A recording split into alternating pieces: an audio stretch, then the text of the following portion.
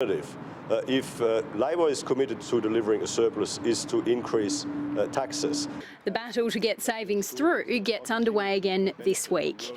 Eliza Borrello, ABC News, Canberra.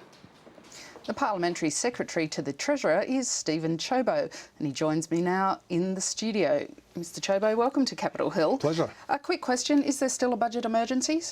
Lyndal, the situation is this. Labor left a situation where debt was predicted to reach $667 billion and where they left the nation borrowing $1 billion every month just to pay the interest on the debt. So are you from still my characterising it as a budget emergency? Well, I mean, look, these are silly word games. What we've got to deal with, what we were elected to fix, was to actually make sure that Australia is no longer left borrowing $1 billion a month just to pay the interest on the debt that Labor left behind. So these from my perspective, this is what we want to fix.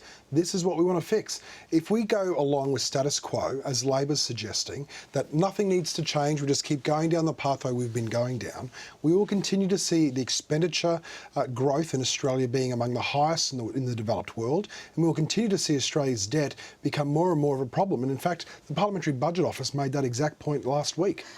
Is the government going to have the Parliament debate the fuel tax and the repeal of the mining tax this sitting fortnight?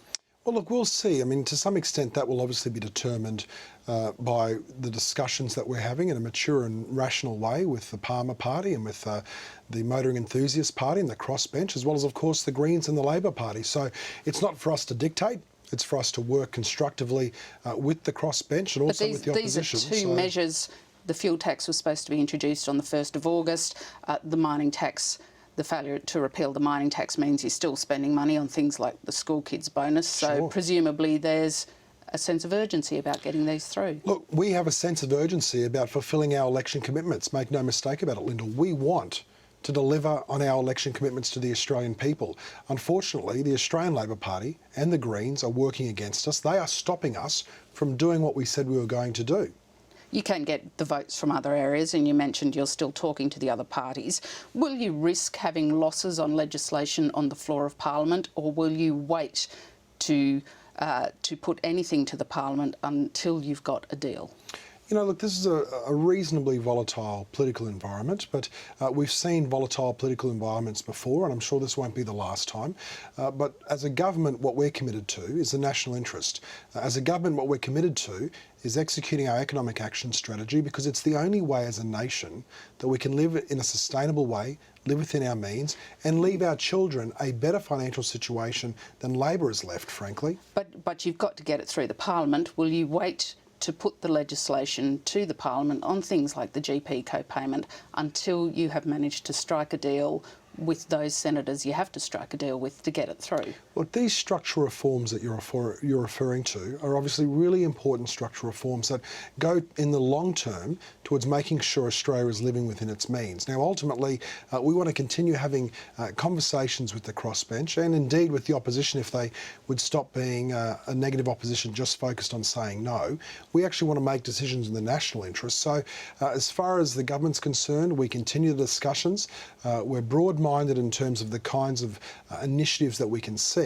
But from the government's perspective as well, though, make no mistake, we are absolutely committed to reducing expenditure because we cannot continue Labor's failed approach because they are simply spending too much money. I'm pretty sure you didn't answer my question. I'll try one more time. Will your approach be to wait until you've got a deal to put the legislation to the Parliament? Our approach is to continue discussions. What are the consequences if you can't get through some of your structural budget changes?